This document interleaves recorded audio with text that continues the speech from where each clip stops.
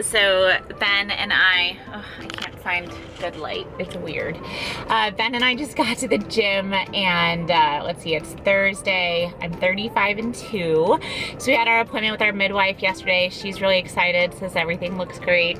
But I'm supposed to really try and eat more because she's like, I want you to keep working out and stay in shape, but like you have to eat more food. And I'm eating like 2,000 calories, which I agree is not outrageously high, but like I just don't have any more room in my belly. So I don't know. I gotta try. But that's what I'm thinking about this morning as we pulled up to the gym. I'm probably not gonna do anything crazy today. Like honestly, I've just been like walking and doing some light lifting and things like that. I would bring you into the gym, but it looks like it's kind of crowded. So I don't wanna deal with that too much today. But what I wanted to share with you is this little habit of mine. And I feel like I talked to a lot of clients about it, but I wanted to share with you guys. So I'm terrible about protein. I hate protein. Like it's just not something I'm like, ooh, you know what I want? Like a giant pile of meat. And I ate so much Greek yogurt during preps that I'm like, I can't physically stomach yogurt anymore. And so a habit that I've started, because I have a drive to the kids' school and then here to the gym in the mornings and stuff like that, I grab a pre-made shake every morning. And I either drink it on the way to the gym or I'll drink it on the way home.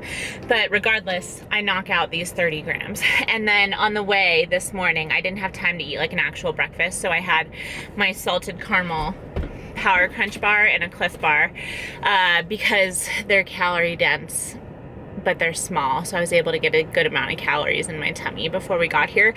But planning in that easy to pound protein has helped me so much. So I usually grab one in the morning before the gym, and then I grab one when I go to pick the kids up from school.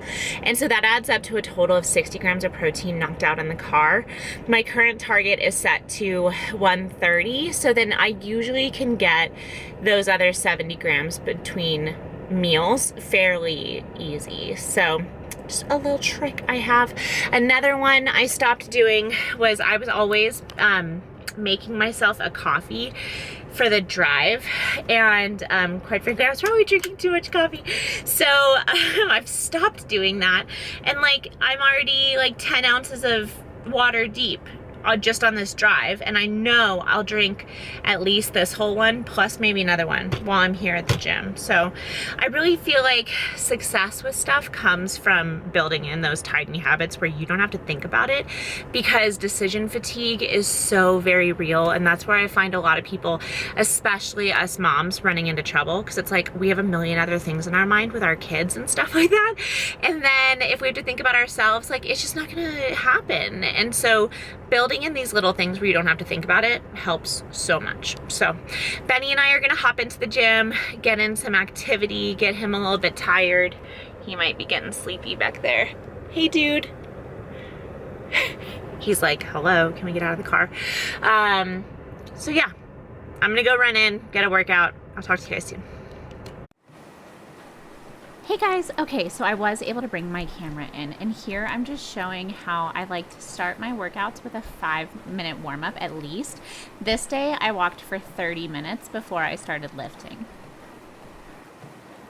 Okay, so I've been walking on the treadmill for the last half hour. Oh, gotta stop that Apple Watch workout, right? I've been walking on the treadmill for the last half hour, and I am getting like the sharpest pain right here in my hip, and I've been reading about it, and I think it's because the baby is leaning that way, and she like touches on my sciatica, I guess, on my sciatic nerve, and it causes like this annoying pain. So I am gonna go try and lift, but I promised my midwife I would take the intensity down a little, but she did say that so at 35 weeks, the baby is already like very much engaged deep in my pelvis, and she said it's probably because of my squats and that it's a good thing. So I'm gonna go get in a little bit of a lift, but this is one of those things where like I was walking at 2.4 miles per hour, so not very fast, and I go at an incline to try and encourage a little bit of a forward lean so the baby's in like a hammock position, but you know, I'd much rather stop now and not cause that like extra stress on my body and discomfort than try to push through it. So time to shift gears. Okay, so like I said, my midwife has been super supportive of me continuing to lift while I'm pregnant. She likes that I'm fit. She just wanted me to be careful with stuff because she knows that I want to push it. And so this day I started up warming up with just the bar, and then I'm always trying to record my sets to be mindful of not going too deep. And then another thing I'm trying to pay attention to is my pressure management throughout the squat. So I try to breathe in at the top and then exhale throughout the entire movement, so I'm not putting that downward pressure of bracing on either my core, on the, like outward pressure, or downward pressure on my pelvic floor. So since baby's already there, we don't want to cause a bigger issue than we have to with continuing to exercise, and we can do that with pressure management. We can help make sure we're in a good spot. Now, I did go ahead and add some more weight to the bar, so I think this day I went up to just 65 pounds, so I added 10s to each side. And again, I like to record myself from different angles so I can see where my depth is at. Lately, I haven't had any issues with pelvic pain due to squatting. If anything, it kind of helps to like loosen everything up. So this day felt really awesome. And, it's important to make sure that we're warming up appropriately and then listening to ourselves for each set, because it's definitely hard to manage that athlete brain where we want to just go, or we want to, I know I get ahead of myself and I think like, I want to make sure I'm maintaining as much strength as possible, as much muscle as possible, but we have to pay attention to what's really important. All right, so here we go, moving into another exercise. Now, I don't have a lot of options when it comes to hamstrings and glutes, and so lately I've been really enjoying good mornings because they help me get that length through my low back, and they help me work, using my glutes and my hamstrings for this movement. And so you want to make sure you're not extending too far. You want to make sure you're using the right muscles with stuff. And so I just try to go, it probably looks like I'm going kind of fast here, but I'm really trying to focus on the muscles that I want to be doing the job as opposed to just going through the motion here.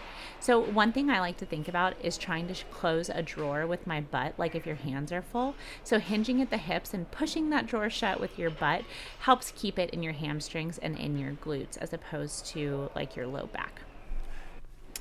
Next up, I did give some deadlifts a shot. So it's been a bit hard with my belly, just getting into a good setup and a good place. And so I try to make sure I'm getting that slack out of the bar before I start. Again, you can kind of see that I'm trying to make sure that I breathe throughout the movement and that I'm not putting too much pressure on anything.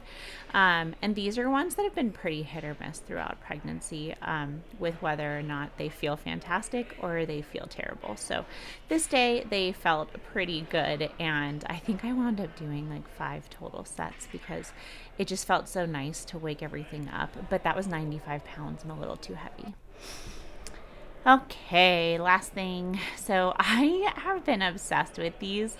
It's just ground to overhead using a plate. So that's a 25-pound plate, and it just helps get the whole body kind of just moving and waking stuff up. So, you get a little bit of shoulders in there.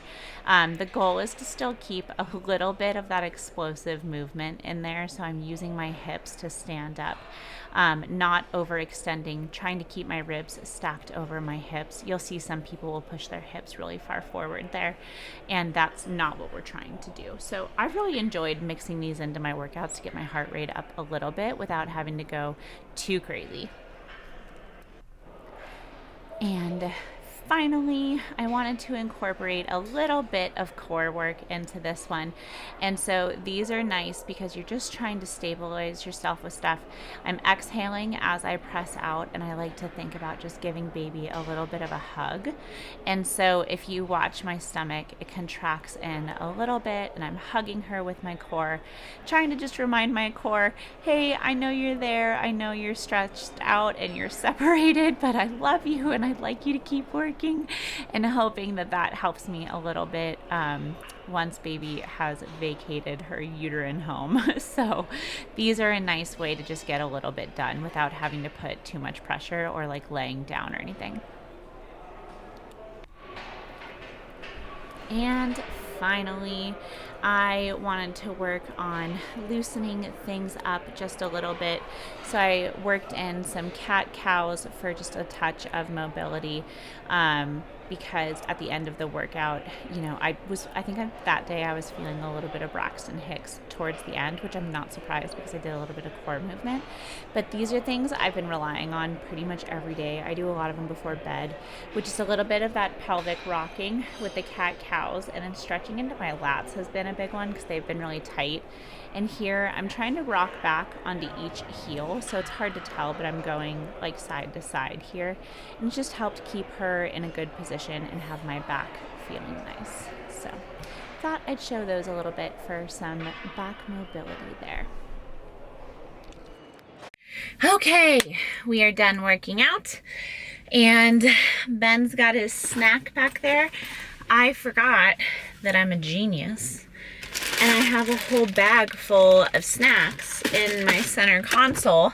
And so I have an extra Cliff Bar, which I just love these things when I'm pregnant and nursing because they make it so easy to get in a decent amount of food. And then I've got my shake. So that's gonna be my little post-workout. I'll get about 39 grams of protein between the two of them. And then I think this has like 50 carb, 42 carb, and this has 5 carb. So I'm a happy girl. I gotta run home, and I've got my, I have my coaching call with Danny Krishka from Pro Physique. It's our monthly phone call, so we've got that scheduled today. And then while Ben is napping, I will knock out the rest of my client work for the day, answer some client emails, and then this afternoon I have a new inquiry. It's going to be my last person that I speak to about starting coaching before I have the baby, because we're looking at realistically she could be here any day time between 12 days from now and, you know, however many weeks after that. What? Why did you throw it? You want your drink? He's being a turd, so we're gonna hurry up and head home. But I think that's probably gonna be it for today's video. I will talk to you guys soon. I hope you had fun going to the gym with me. I wound up being able to record stuff. Stop it! Talk to you guys soon.